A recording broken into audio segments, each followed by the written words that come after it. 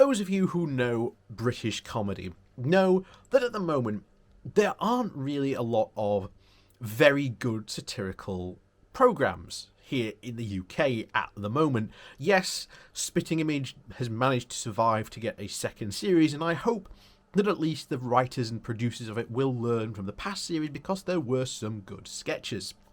And of course, Have I Got News For You is obviously probably the stable favourite for a lot of people looking for that satirical take on the week. Of course, there's Mock the Week. Technically, there's Russell Howard's Good News as well. There are a couple.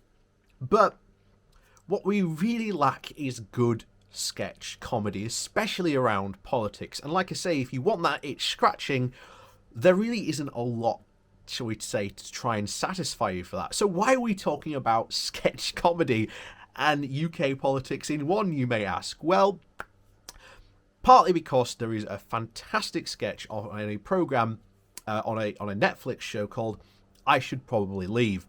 And it's the title is Hot Dog Car, or Hot Dog. And if you look that up on YouTube, you'll be able to find it. It's quite a funny sketch, but for those of you who are interested in it, this is basically it. What happens is that a massive hot dog car crashes through the store window of this building, and all these people are like, oh my god, what has happened? What has been this disaster? Oh my god, we've got to find the person responsible. You know, where are they? They could have killed someone. And then, out of all this chaos, there is a man literally in a hot dog costume stands out and starts going, yes, we should find that person to blame because they are clearly the ones at fault. And everyone turns around and goes, hey, you're the one to blame. And of course what happens is that he starts to deflect the blame in more and more absurd ways. And you cannot get a better picture of the current state of UK politics than that very sketch.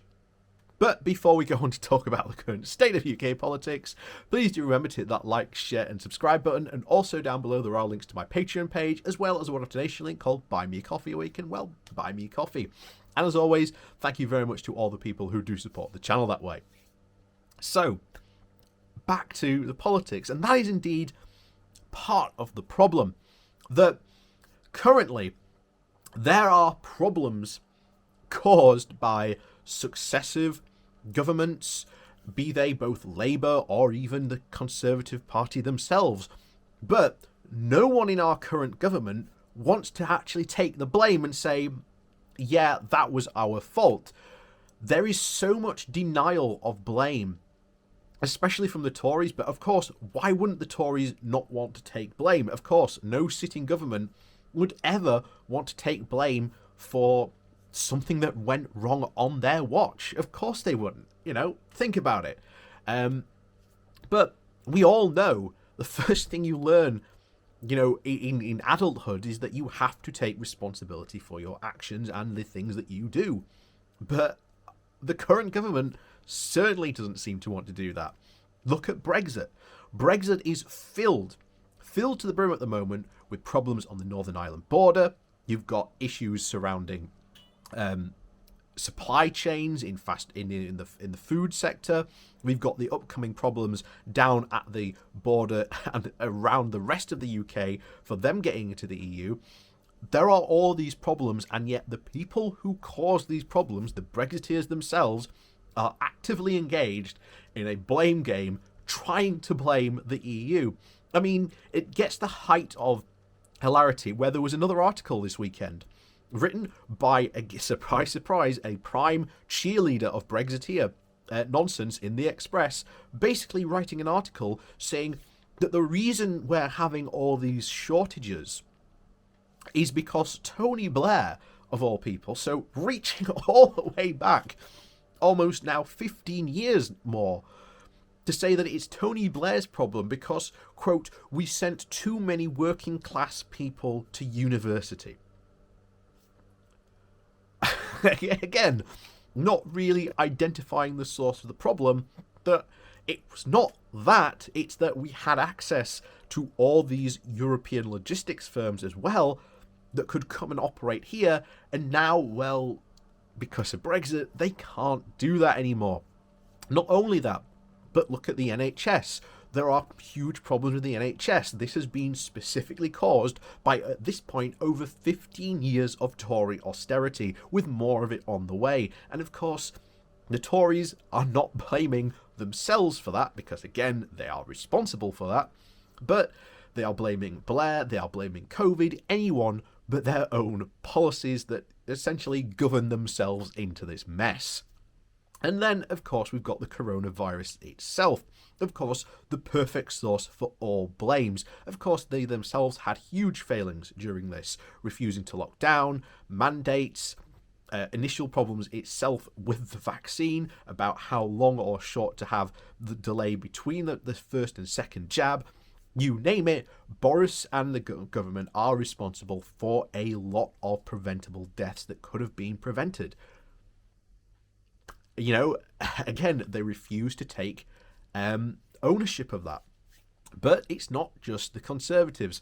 It's also people like Peter Mandelson, who quit the cabinet twice in a row of his own volition.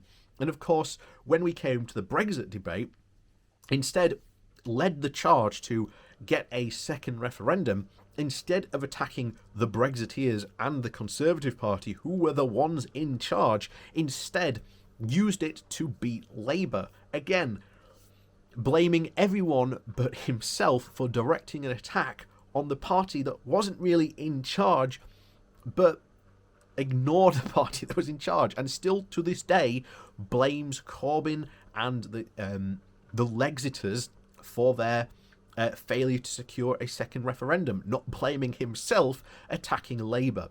So again, there is plenty of blame to go around, but also this comes to the final problem, because at the moment we even have our own Labour Party who, even though there are problems there, refuse to go for the jugular, which would hugely damage the Conservatives themselves. We've seen this very recently. And Conservatives are worried about their sliding poll numbers, so what do? Oh, Boris goes out and talks about high-vis chain gangs. Well, guess what? We've seen this multiple times before.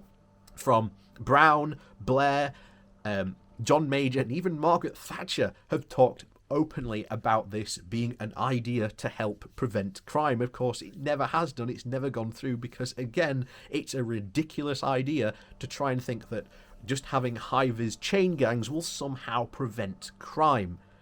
Again, refusing to take responsibility for their own choices, their own political decisions for how this happened. And again, it's just people blaming that, refusing to take responsibility and trying to point the blame at everyone else but themselves. And I think our entire political class is agreed on that fact, which is surprising to say that the entire British political class is agreed on something, that blame lies somewhere, just not them. And until we can get a good grip on that, we won't be able to really go and solve the big problems of the day. And of course, we are very fast approaching where the big problems of the day are not going to be solved, not by certainly this current Tory party, because they've got no ideas to get the UK out of this mess. The Labour Party is currently, still in self-flagellation mode, although they are seemingly at some point to try and turn it around. The Lib Dems, I wouldn't trust the Lib Dems, to be honest, to govern this country, because they are far more in lockstep with the Tories than Labour or even the left than people want to admit. And of course, that's where we are left with our current state of politics. It's a complete mess. But sooner or later, we've got to try and take charge and take control over what it is. And you know what? It starts by at least maybe some people saying, you know what? That was our fault. We'll take responsibility for that. But we've got ideas going forward which can solve these new problems. So again, let me know what you think. Please do remember to hit that like, share and subscribe button before you leave. And of course, down below there are links to my Patreon page and a one-off donation link called Buy Me Coffee, where you can, buy me a coffee. And as always, thank you to everyone for watching, and we'll see you all next time.